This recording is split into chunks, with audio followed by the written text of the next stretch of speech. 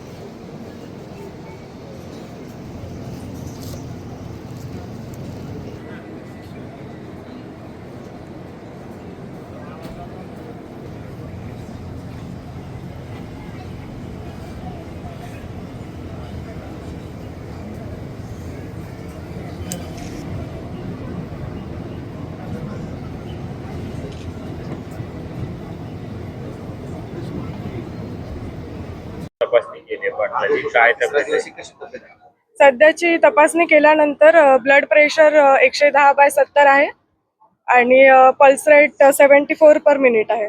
त्याच्यानंतर SpO2 95% आहे.